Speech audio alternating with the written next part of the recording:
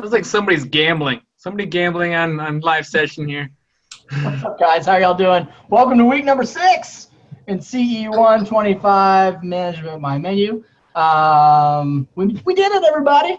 Yay! Week 6 is here finally, or week 12 in your practical classes, as it were. This is an interesting week, right? So I mentioned last week a couple of times. I'll mention it again several times throughout this evening session. Week 6 is a short week, okay? Your assignment for this class is due Sunday. Sunday. Your assignment's due Sunday. We have to do all our grading on Monday and have our grades turned in. So if we don't get it on your week 6 assignment by Sunday, we ain't got it, okay? There's no like grace period, late period, or anything like that this week. We've got to get our grades turned in so they can get you guys moved on to your next class. And that all happens within a matter of hours. So we have a very small window to get this stuff taken care of. So please make sure that your week 6 assignment gets turned in no later than 11:59 p.m. Central Standard Time on Sunday. And we'll continue to send you guys messages about that as well. And I'm sure I'll mention it at least 5 more times before the session's over, because I want I don't want to see those emails on Monday. I didn't know it was due on Sunday. At that point, there's not much we can do. So make sure it's in on by Sunday at the latest. But if you think about it this way, the earlier you get your assignment turned in for this class, and the earlier you get your practical assignment turned in, the longer your break is before the next block starts, right? Next block starts next Wednesday, okay? Right away, there's no break really. There's not like any real time off. But if you get your assignment, say you get your assignments turned in tomorrow on Friday, then you get Saturday, Sunday, Monday, Tuesday off before classes start back on Wednesday. Off from school. I'm sure most of you have to go back to work and all that kind of stuff. But a little break from school is nice. But we do kick right into it next Wednesday. So the sooner you can get your assignments turned in, the little more breathing room you get between these classes. Okay? Week 5 in the books. Let's see here. Let me look at this real fast. What happened to that? That's weird. Week 5's in the books. Stuff looked good, right? Scheduling. It's a challenge. It's like a puzzle, right? In this case, it's more like a word problem. So you got to look at all the parameters that are given to you by your employees, by the needs of your establishment, right? That's number 1. What does our establishment need to run successfully? What do our guests expect to have, a fluid experience, right? A seamless experience in our establishment. Those are the things you have to think of first. And then you go, okay, what are my employees' needs? Can I hit the standards that my guests expect? Can I meet the needs of my establishment logistically? And then can I meet my employees' request needs? And if you can fit all that into one box, fantastic. In this particular case, it was definitely doable in this assignment. There may have been some shimmying and some fudging and some tweaking here and there, but it's definitely doable. But that's what scheduling's like, y'all. That is, everybody's got different expectations and different needs, and it's constant trial and error and mix and match and and so you set a schedule, right? You spend all this time and effort, you get the schedule together, and then people start asking for days off, and people need to go to the doctor, and I see Lloyd's like, yeah, that's what it's like. You set all you take all their requests and you put them into this schedule, and then they want to change it all up again. So it's constant moving around and shuffling and trying to figure it out. But if you can do the best you can at meeting all those parameters initially, it makes those last second changes that much easier. That way, you're trying to avoid as many of those issues as you possibly can. So there's no discussion forum this week, so you don't have to worry about that. Our assignment this week, we're talking about customer satisfaction. Okay. So let's talk about customer satisfaction. I think in the food service industry, especially when you're talking about, and I think Chef Eric and Chef Catherine will back me up on this. When you're in the kitchen all the time, it's so easy to just kind of live in that box, right? and just think about what's going on in the kitchen. You're thinking about getting the food made. You're thinking about your cutting. You're thinking about your ordering, all that kind of stuff, right? Whatever's happening in the kitchen. And it's kind of easy sometimes to let slip the fact that when that food gets out of the kitchen, it's being served to people, right? Whether that's a bakery, whether that's a restaurant, whether it's a food truck, whatever it is, a catering company, whatever it is, that food's being served to people. Those people are paying you for it, right? They're paying you money for goods and services. It's important that you are thinking about your guests at all times. Not just with the food, but with all the decisions you make in your establishment. Excuse me. Let's look at some different ways of measuring customer satisfaction. Share these guys with you.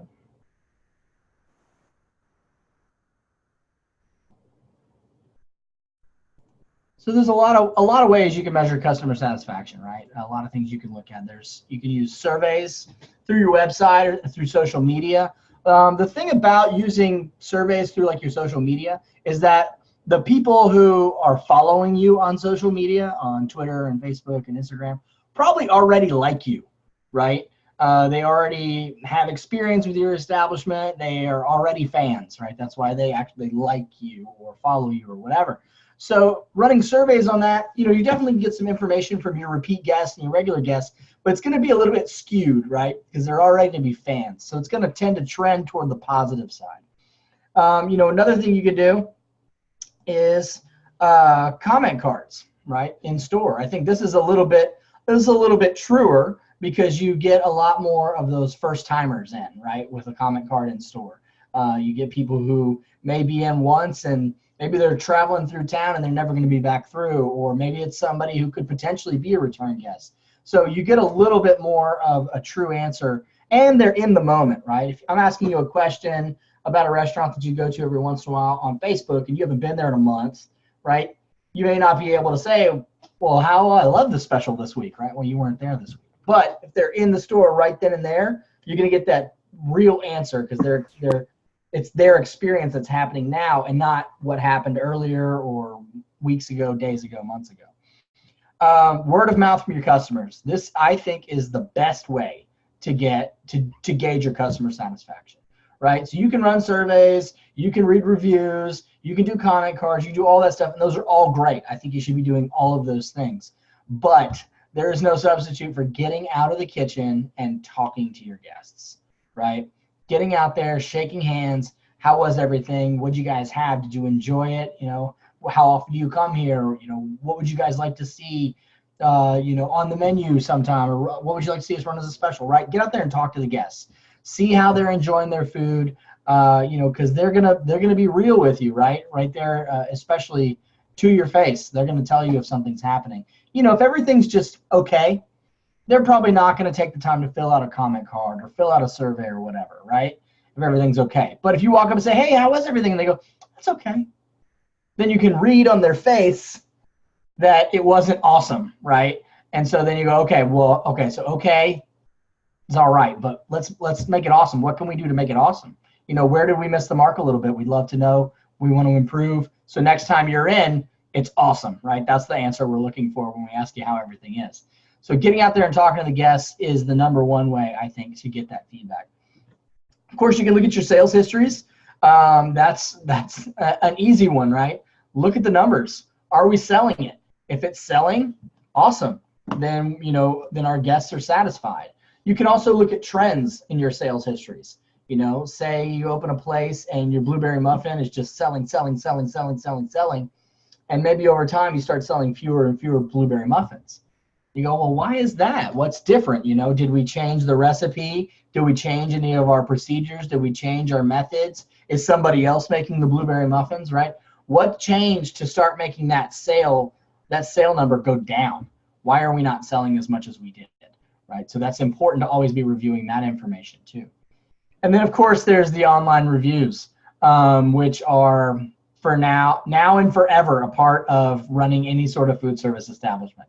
You're not going to escape, the Yelp reviews. I think you can technically opt out of Yelp if you want to, but it's a whole process. And people are going to post on other websites or whatever anyway. So the best idea is to figure out how to deal with it. It says insert Yelp soapbox here. So I have special feelings for Yelp, as do a lot of people in the food service industry. It's a necessary evil. It's here whether we like it or not. It's the number one way people all over the world find places to eat now. So you can't escape it. My issue with Yelp is that how often do you go to a restaurant and you have a good experience, right? It's what you expected. Food was great, service was great, right? How often do you go home and write a review about that? Sometimes, right? If you go somewhere and you have a horrible experience, right? Just awful. How often do you go home and write a review about that? You're much more likely to, right? Most people are. Those are the reviews you see online most of the time, are those horrible reviews of people that had horrible experiences. And if you have a horrible experience, a truly horrible experience, then yeah, go ahead and post about it. But there are some people out there who just can't be pleased. They won't be pleased. They are going to find something wrong so they can post about it. Those people exist. My favorite example is, if I don't know if you guys are familiar with the French Laundry, right? It's this restaurant out in California. At one time, it was the #1 restaurant in the country, and it only isn't now because all the cooks he's trained have gone and opened their own restaurants, and now they've risen up too. But it's this amazing experience, right? There's a Yelp review for the French Laundry that is 1 star out of 5. It's rated 1 star because this person tried to call and get a reservation the week of for their birthday. And this place books 3 months out. You have to prepay to go there and everything. It's a whole thing. It's pretty well known, if you're familiar with the establishment, that you can't call and get a reservation the day of. So this person had never been to the French Laundry, never set foot in the building, never eaten any food from them at all, no experience within the walls of the building, and rated it 1 star, right? So that's the kind of stuff you see online more often than not. There are positive reviews online. I've left positive reviews online for sure. I've left constructive criticism online as well. But for the most part, if you scroll through, a bunch of Yelp reviews, you're going to see a bunch of people that are angry about stuff.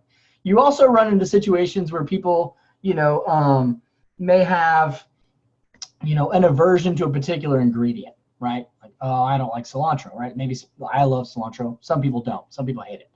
So maybe you eat something at that restaurant, it's got cilantro in it. You don't know there's cilantro in it, and you think it's awful. You go online and you post how awful this dish was. Well, it's because there was an ingredient in there that you don't like, not because it's truly an awful dish.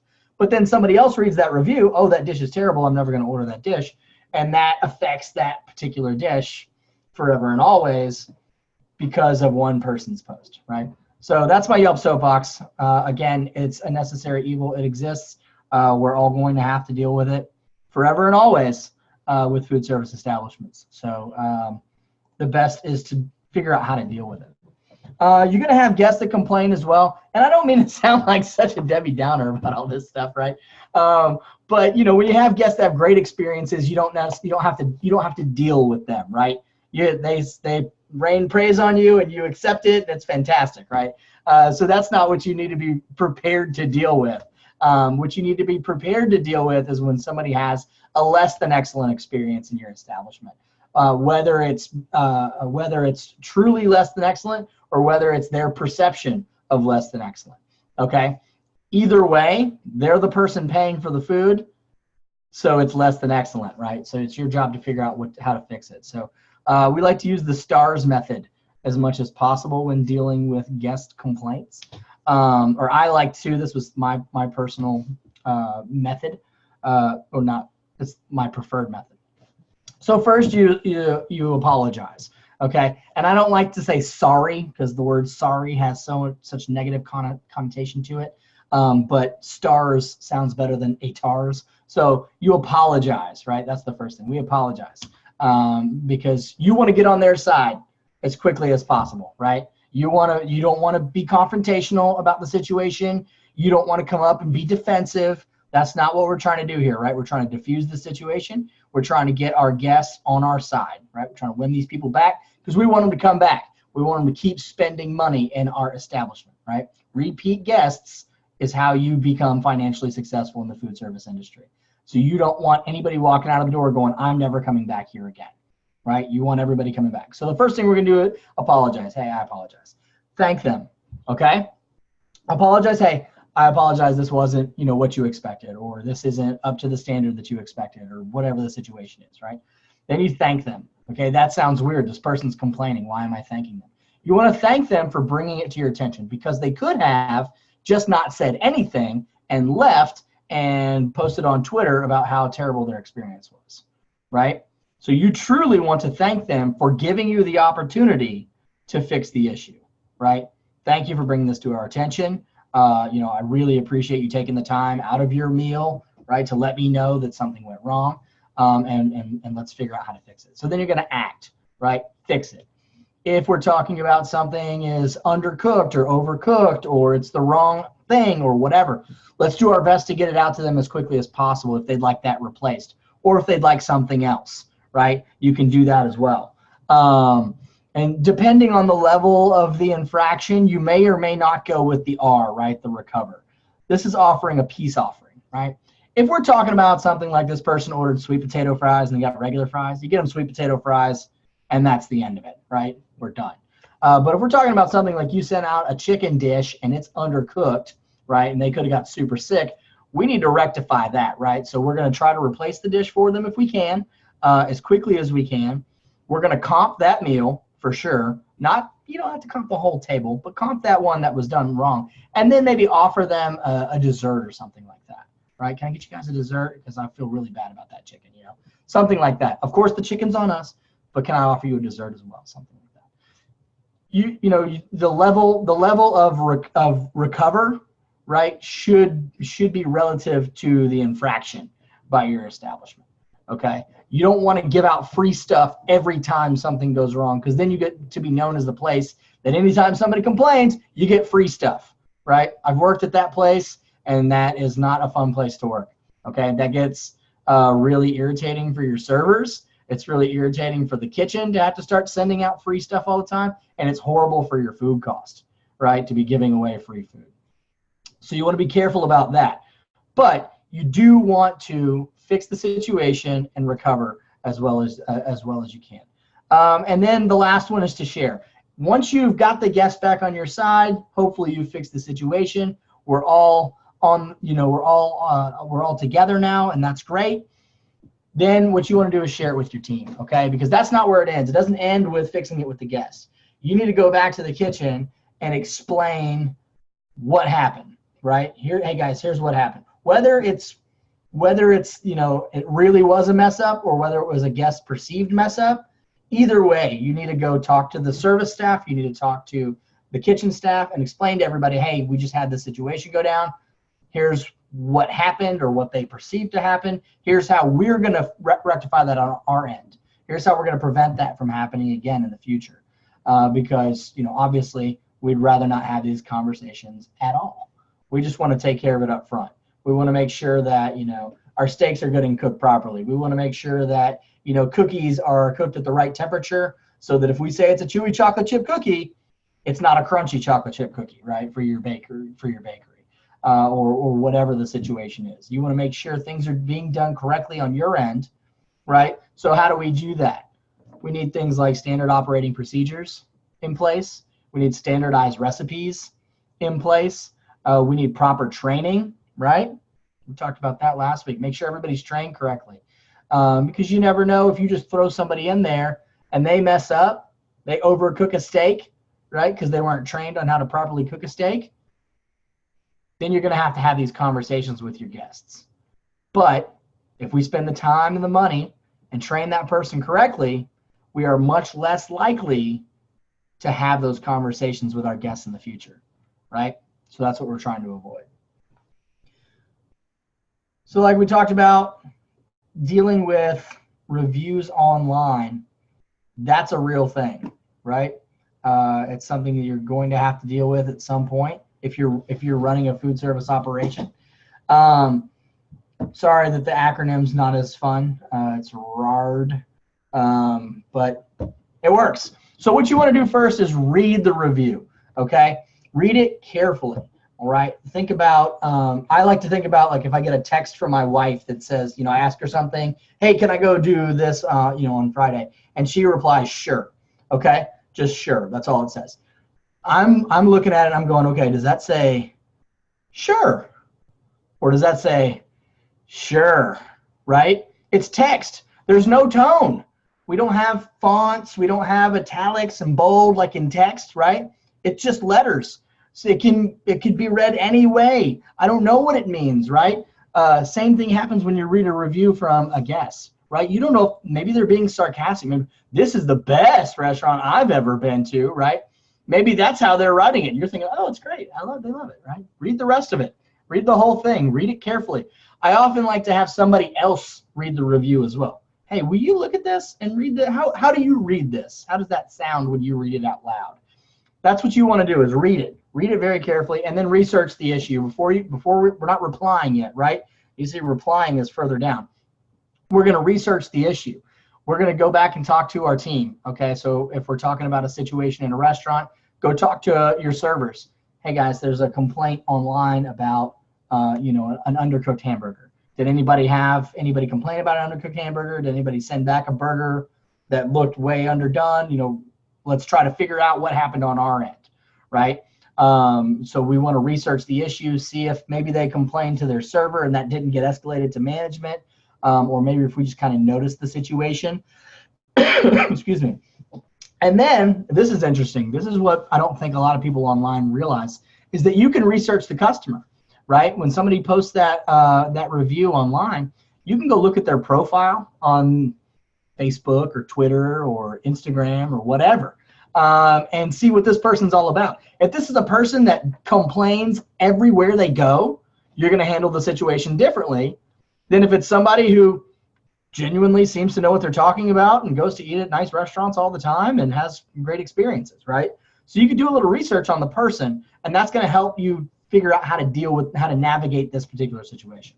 Okay, so first thing you're going to do, whether they're right or wrong, whether it's their perception or it's reality, you're going to apologize and empathize. Okay, so again, hey, I am so sorry. I apologize that this was not what you expected.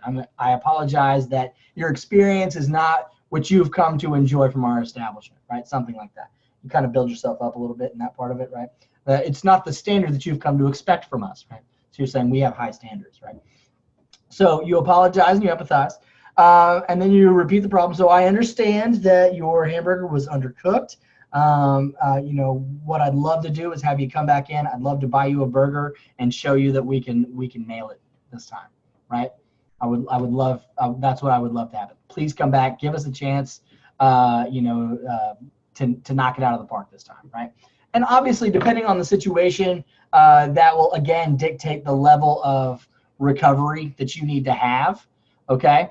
The one thing you want to make sure you don't do is don't get personal, right? There are some people that are on the internet, I don't know if you guys know this or not, all they want to do is argue with people and be negative. All right, those people exist. So you've got to be really careful. If you find yourself in that kind of a back and forth, bow out, right? You say, hey, we'd love for you to come back and give us the opportunity to make it right for you, okay? And that's where you leave it, right there, okay? Because you won't win. You have so many other things to do. You have so much more important stuff to deal with than to get in a Twitter battle with somebody who thought your blueberry muffin was dry, okay, right? There's so many other things you can be doing. If they're going to get into that kind of back and forth with you, they're not coming back anyway. So cut bait and run at that point. You offer your peace offering and apologize. You're the bigger person, and that's how it ends from your side, and let it go. Don't get in a back and forth. That is not something that you want to deal with on the internet.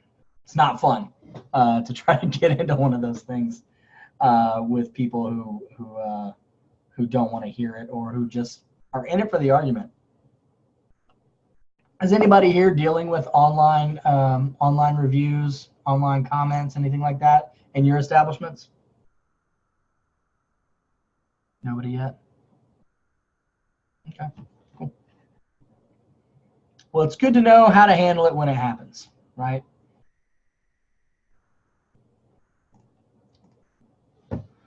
So everything starts with the mission statement. Your customer satisfaction should start with your mission statement. This is going to be part of your business plan down the road when you go to open up an establishment, or if you go to operate an establishment that somebody else is running. In their employee handbook, the mission statement's probably in there. In their training manual somewhere, there's going to be a mission statement. It's the statement that the place operates by, right? This is where we hold our core values for our establishment in our mission statement. So it explains who you are, why you're there, and why you're doing what you're doing. So it should always answer, who are you, right? Because you put the name of your place in the mission statement. What are you going to do, and who are you going to do it for, or who are you going to do it to? So if I opened a restaurant in downtown Austin, I'd say, Luke's Bistro, right? Luke's Bistro is here in downtown Austin to provide great food and great service to the people of downtown Austin, right?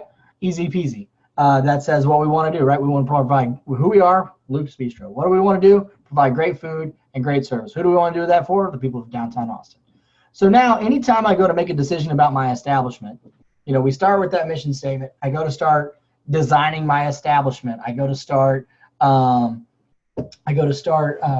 on my menu. I think about the decor of my establishment. All these kind of things, all these decisions I'm making should all trace back in some form or fashion to that mission statement, right? All the decisions I'm making should be based on that mission statement. I should be able to say, okay, I'm going to do this.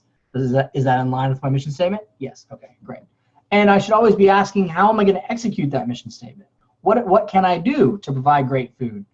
Okay, well, we can, work on our recipes. We can provide, standardized recipes and standardized operating procedures and great training for our staff. Those are all going to help us to create great food for our guests, right? How are we going to create great service? Again, standard operating procedures, great service. We're going to spend the time and money to train people correctly, right? That's the stuff we're looking for when you're thinking about your mission statement as it relates to customer satisfaction. So on the assignment page and in the slideshow, again, I'll post the slideshow on the class page later on. It's got a few other slides on here about some other interesting stuff that you can check out. But notice that blue text at the bottom here is a clickable link. That is the same link that is on the assignment page, okay? So you can check that out either way. It's a really good article about customer satisfaction, about achieving and maintaining customer satisfaction, okay? It goes far beyond, being nice to people. One of the first things you want to think about is your availability, okay? How can people get a hold of you? That's important. That's a form of courtesy to your guests, right? Obviously your establishment has a phone number. Obviously you've got an email address, but think about the email address. Your email address should be thoughtfully created. If it's something like info@lukesbistro.com, how often does it sound like that email address gets checked? Not very often, right? That's not personal. That's kind of that's where they dump all the stuff that, they don't want to hear about. But if it said Luke@lukesbistro.com, I bet that goes to Luke's phone, right? I bet Luke's getting that all the time. Think about your email address when you're putting it, or general manager at lukesbistro.com. It's going to go to a specific person, right? Instead of just a vague random email address. So that should be thoughtful. Your phone, right? Phone number needs to be on there. Website address. Everybody needs to have a website for your food service business. That kind of stuff. Do you have social media? Twitter, Facebook, Instagram. Those are now ways people communicate with businesses, right? Restaurants included, is having that social media. You've got to have that stuff out there to get the word out. So availability is very important. Also, your operating hours, right? When are you open? That's always good to know. Then we look at courtesy. Courtesy is much more than just smiling and saying hi. Okay, that is part of it, right? You want to greet guests, who are within 10 feet of you. You say hi, say how's it going, something like that, right? You want to greet your tables within 30 seconds. If somebody comes into your bakery, you don't want them to stand at the counter for 60 seconds without anybody talking to them, right? 60 seconds doesn't seem like a long time, but when we're done here, set your clock for 60 seconds and just sit there in the silence. It's a long time. 60 seconds is a long time. So you want to make sure that you're greeting people in a prompt amount of time. But it goes further than that. You have to think about the guests with every decision you're making in your establishment. So we're talking about, is there enough room for people to get around, right? Are you handicap accessible, right? Can I get in there with a wheelchair from one door or the other in your establishment? Can I get around your establishment? Are your bathrooms, properly signed, right? So I can find them easily. That's a form of courtesy to your guests. Is the music at a reasonable level? If it's too loud, is the lighting at a reasonable level so I can read your menu, right? These are all thoughts we have about our establishment that when we're thinking about these, you got to be thinking about your guests first. Even creating your menu, you should be thinking about your guests first. One of the hardest things to do as a chef is to edit yourself, right? And not think about what you like to eat, but think about what your guests want to eat, okay? And that's something we'll talk about a little bit in your next class. But it's a form of courtesy, right? Think about what other people like to eat. I don't like olives, but if I opened a bistro, I would for sure sell, a bowl of olives on the appetizer menu. Why? Other people love olives. Also, I can sell a bowl of olives for $8 and it costs me like $1, right? I can make a lot of money by doing something that I don't like, right? But other people love it. So it's a form of courtesy to my guests to offer something that I don't care for, but they like, right? I don't have to eat them. I just got to cash the checks. Think about consistency, okay? This is another form of achieving customer satisfaction. Being consistent.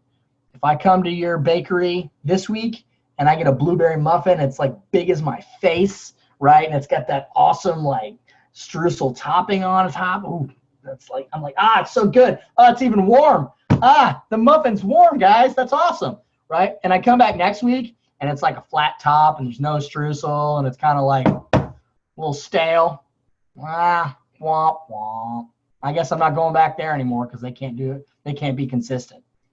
I want to come in. I want to know I'm going to get that awesome service. I'm going to get that awesome food every single time I come to your place, right? That's why chains are so successful because they're consistent. How are they consistent? Standard operating procedures. They do everything the same way every time. Standardized recipes. It doesn't matter. We've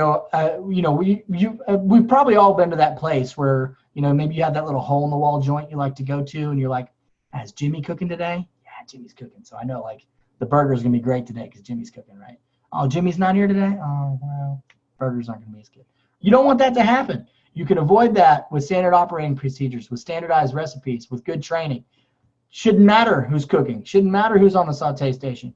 Shouldn't matter who made the muffins this morning, right? They should be awesome every single time. You've got to be consistent. So you've got to figure out how to be consistent.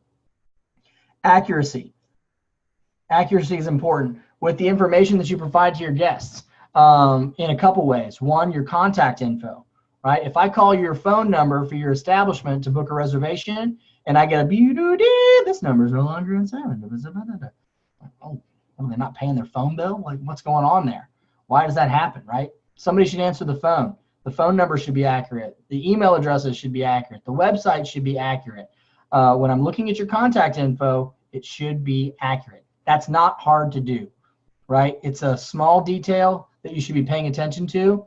And if I type in your email address that I see on a flyer or something, and it's the wrong email or it's the wrong website address, I'm like, well, they can't even get their own website address correct. What else are they messing up in this place? Not paying attention to details. So be accurate with your contact info. Menu items. This is super important. If you say you're selling an 8-ounce steak, it had better be an 8-ounce steak. If you call something organic, it had better be organic. If you put a brand name on your menu, it had better be that brand name, right? That's a little thing called truth in menu. You cannot just say whatever you want on a menu and then give people what you want so you can make money. It's not how that works. You have to be accurate with that information. It's really important that you don't want to lie to people in the first place. That's wrong. Just don't lie to people. But also, you're going to have people that aren't going to come back. If you tell me it's an 8-ounce steak and I get this little thing on my plate, well, that's not an 8-ounce steak. I'm not coming back to this place. So be correct with your menu items. Be correct with your hours of operation. If you open at 10, I should be able to walk in the door at 9:55, right? I shouldn't have to wait till 10:15 to get in. That's not right. Be accurate. Responsiveness in how we respond to either positive or negative feedback from our guests, whether that is phone calls, whether that is emails, whether that is tweets, Instagram posts, Facebook posts, whatever it is. You need to know how fast are we going to respond and who's going to do that responding, okay? And how are they going to respond? Because you want to provide a single voice. You always want it to sound like the same person is responding every time. You don't want, like, you know, if Catherine responds and she's all like glitter and sprinkles, and then I respond and I'm like a total jerk, again, we're not being consistent, and that person's getting different messages and it seems weird, right? So you want to avoid that. You want all of your management staff to be trained on how to respond to different issues, whether it's in person or not, okay? If it's in person, we're going to respond right now. We're going to fix it right now, okay? And we have our standard operating procedures in place, so we know how different situations are taken care of, okay? We know who's allowed to do what. We know how far our servers can go as far as, you know, can they replace the item? Can they give something away free? That kind of stuff. Or does that have to be escalated to management? Those kind of situations. With emails, you know, within 24 hours is reasonable. Longer than that, you know, we all know all that emails go into our phones, right? So there's no excuse to not get back to somebody via email, Instagram, Twitter, Facebook, any of that stuff. 24 hours should be the max. Really, it should be sooner than that, especially when you're talking about that social media stuff, right? Because that stuff happens now. In 24 hours, who knows where it could be, how far it could have snowballed. So you want to get to that stuff as quickly as possible. You don't have to respond immediately because you got to go through your steps, figure out what happened, how we're going to respond. But you should have plans in place for responsiveness. And then efficiency. Efficiency is important for both you and your guests. For you, it saves money, saves time, right? So you should be efficient. How are you efficient? Proper training, standard operating procedures, standardized recipes, right? I feel like I'm repeating myself with some of this stuff, right? But if you put this stuff in place, it helps out with so many parts of your establishment, right? If these things are set in place like that, they can help you. They can help you with so many aspects of your establishment. So it's important to have those things. Efficiency with your guests. Don't waste people's time, right? Respond to them as quickly as possible. You want to greet them quickly. If you have these standard operating procedures in place in the back of the house, in the front of the house, things are going to operate smoothly. Your guests are going to get their food in an appropriate amount of time. They're going to get in and out in the amount of time that they expect to. We're not trying to rush anybody unless they're in a rush, okay? So efficiency with both your time and your guest time is super important for your food service establishment. Any questions, comments, concerns regarding customer satisfaction? Like I said, it's important. I mean, right now, you guys, you know, you're in culinary school where, you know, we're focused on the food, right? That's what you're here is to get better at cooking food. But it's so important to always remember that food, somebody has to buy it if you want to be successful. And for those people to buy that food, they need to be satisfied with the product. They need to be satisfied with the service. So it's not just about good food. And you'll hear me say this over and over for the next 6 weeks because I'm your instructor for your next class. It's not just about good food, okay? If running a successful food service establishment was just about good food, then all our grandmas would have successful food service establishments, right? Everybody's grandma is like the best cook you know. My grandma doesn't run a great restaurant. It's because she doesn't want to, and she doesn't have what you call the social skills, right? So you've got to make sure that you're dealing with people the way you want to be dealt with. Really, actually, not the way you want to be dealt with. The way they want to be dealt with is really how you need to be dealing with your guests. We talked earlier in the block about how different guests or different employees need to be managed differently, how they need to be motivated differently. Different guests need to be dealt with differently. If you haven't waited tables before or worked behind the counter of a food service establishment, maybe like as a barista or something, I highly recommend it. Even if you just go wait tables for like 6 months, you learn so much about how to deal with people. You learn how to read people. Not even just 6 weeks. Try 6 weeks. Yeah. Just try it for 1 month. See what you got. Because, some people, they're very difficult, man. Very difficult. But you got to know how to deal with them, right, Eric? Yeah. You got to know how to deal with those situations when they come up. You got to take those couple deep breaths, right? And just be like, yes, sir. I'll be right back with that. And how did you want that again? Okay, medium rare. All right, yes, sir. Or yes, ma'am. Or I'll fix that right away. Yep. No matter how heated they get, because some people will get really heated really fast over the littlest thing. 0 to 60. Yeah. In no time. How come my water glass has been only this full for like the last 5 minutes? You still got water in there, right? Smile and nod. Because we're in the hospitality industry, right? That's what this is. The food service industry is the hospitality industry. People are coming to our places to have a good time, to have some good food, to get some great service. It's on you to make sure that happens, especially once you've reached management status. Whether that's a chef, whether that's an owner, whatever it is, you got to make sure that's the first thing you're thinking about, is that they're having a great time. So let's talk about your assignment for this week real fast.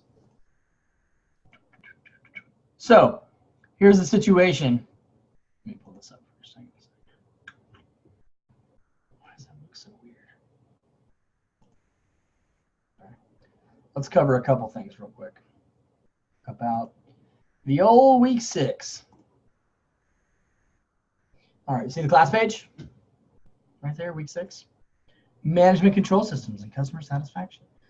So don't forget about your lesson, right? We'll get into the assignment here in a second.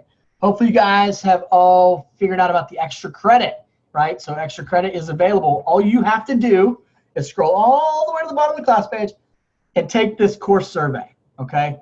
Please be super honest. Let us know what you liked, what you didn't like, how we can make it better, because we want to improve it. We can even take this information and use it in future classes that you're going to be in, so that those classes can be as good as possible. So when you get there. So please, it's totally anonymous. No matter how hard I try, I can't find out who said what. So say whatever you want, okay? So make sure you take that. But when you get to the last page, take a screenshot of it. How you take a screenshot is going to vary from device to device, so I'm not going to give you advice on how to do that.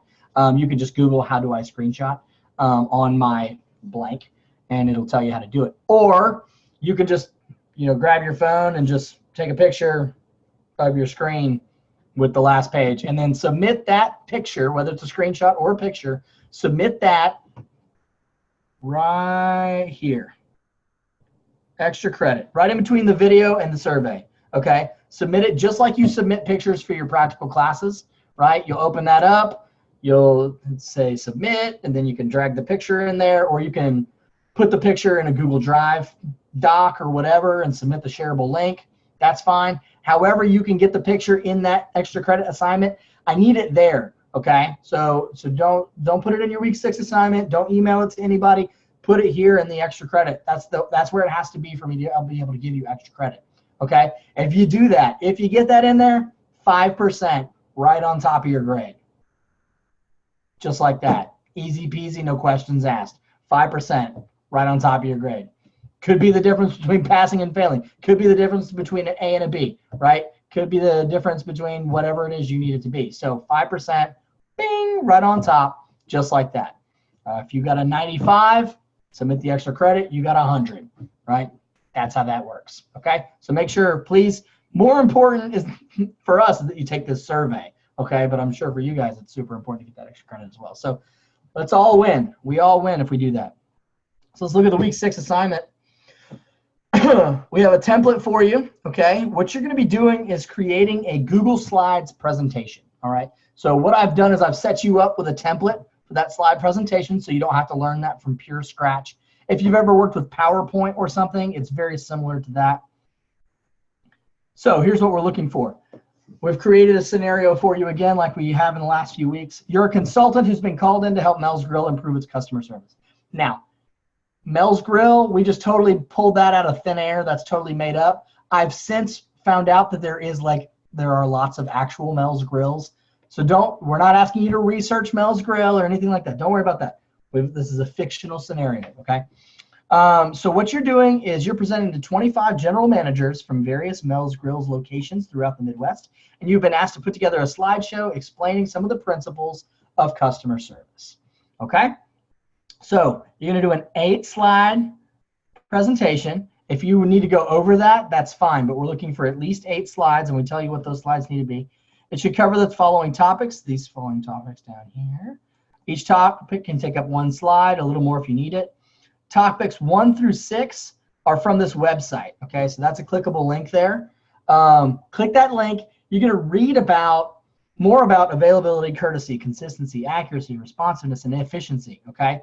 There's some more information on those. It kind of develops further on what we talked about. That is for your research, okay? I'm not looking for you to copy and paste that, okay? I've read this article enough. We've all read this article enough that we're gonna know what it looks like if you copy and paste it. So we want you to get some ideas from that, get some inspiration, and then you're gonna cover your topics on your own, okay? So check that out. Week 7 is about measuring customer service or customer satisfaction, okay? So that's evaluation techniques. How are you gonna evaluate customer satisfaction? Surveys, comment cards, all that kind of stuff, right? But there was one that was most important, so make sure you get that on there as well. And then on number 8 is about the mission statement. We don't want you to write the mission statement. Mel's Grill already has a mission statement. What we're asking you to tell us is how can these managers uphold the mission statement for Mel's Grill? The mission statement is, our goal is to create a welcoming atmosphere and to ensure that every customer is excited to come back again. All right? So the mission statement's already there. What we are asking you, tell us how we can uphold that mission statement. How can we execute that? Okay? So when you click on that template and it says, do you want to make a copy? And you say, yes, I'd like to make a copy. Here's what you get. The Mel's Grill template for a Google slide presentation. If you want to change the template, you can totally do that. That's fine, but we've just provided you one here so that you can go through this. So slide 1's availability. So I've kind of started it a little bit for you. What are we looking for? Hours of operation, phone number, email, social media, right? All that information we talked about a little while ago. How are we going to be available to our guests? And then if you want to drag in pictures from the internet, awesome. Think about if you were sitting and having to watch this presentation, think about making it visually interesting, okay? If it was just a bunch of black text on a white screen, womp womp, that's boring, right? At least give people something to look at, right? So you could drag a picture off the internet. Don't worry about copyright infringement or any of that stuff. We're not worried about that. That's not gonna be a problem. Then you work your way through courtesy. How are we going to show courtesy to our guests? How are we going to be consistent? How can we have accuracy in our establishment? How are we going to deal with responsiveness? How are we going to be efficient? What are our evaluation techniques going to be? And then finally, we've got the mission statement on there. How are we going to uphold this mission statement? And you guys can just do bullet points, right? You can just boom, bullet, enter, bullet, enter, and then we're going to do this, and then we're going to do that, and then we're going to do this, and we're going to do that. And you can have all your bullet points on there on how you're going to deal with these situations. So you don't need to write like big paragraphs or anything like that. Again, this is a presentation that you're giving to some people. So You know, this would be up on a screen here behind you, and you'd be talking about the different points. And you'll develop them further in the conversation, but on the screen, we're looking for the points, okay? And then you get it all finished, and you click share, and you make sure that you change so that, you know, everybody can see it, and then you submit your shareable link, just like you do every week. Easy peasy lemon squeezy, right?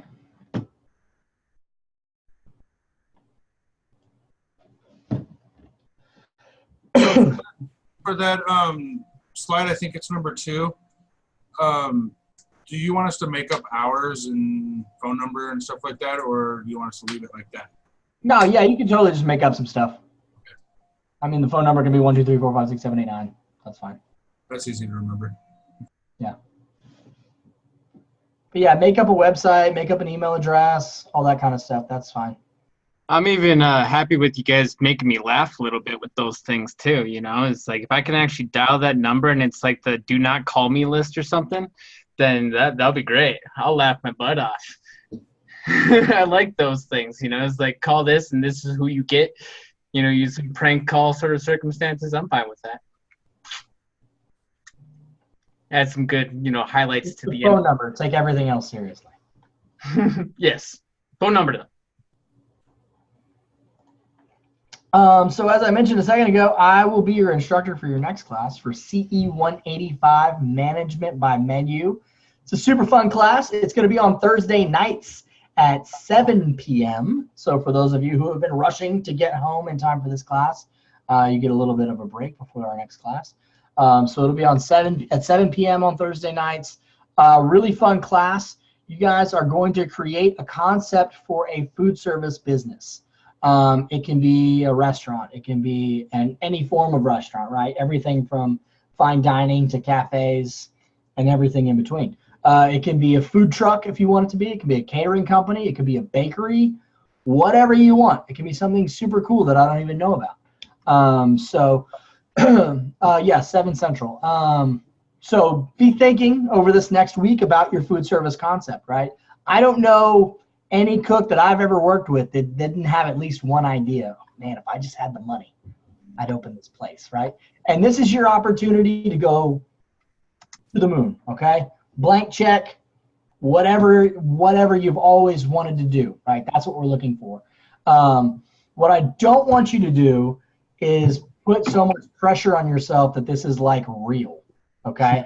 You know, don't think of this as you're not going to open this restaurant in the next 6 weeks, so don't put that much pressure on yourself, okay?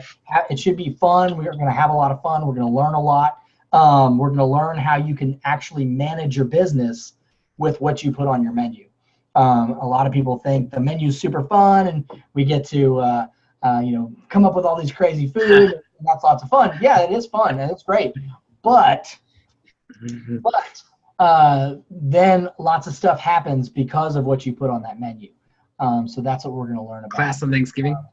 We'll change the class day for the Thanksgiving week. We'll probably bump it back to like Tuesday of that week, but I'll send you guys lots of messages about that as that comes up. But it's a fun class, so start thinking about your concept. What's your concept going to be when we get into that class, and we'll develop that a lot further over the next 6 weeks. Cool? Go forth and Google slide presentation. Again, if you have questions, hit me up. Chef Eric, Chef Catherine, Chef Sophia, we're all here to make sure you're successful in this. Remember, it's due no later than 11:59 p.m. Central Standard Time on Sunday. Sunday. So make sure you're checking your messages. Sunday. Yeah. Make sure you're checking your messages because we will send you lots of messages about this stuff, okay? Thanks very much. We'll see you guys in a week for your next class. Ciao.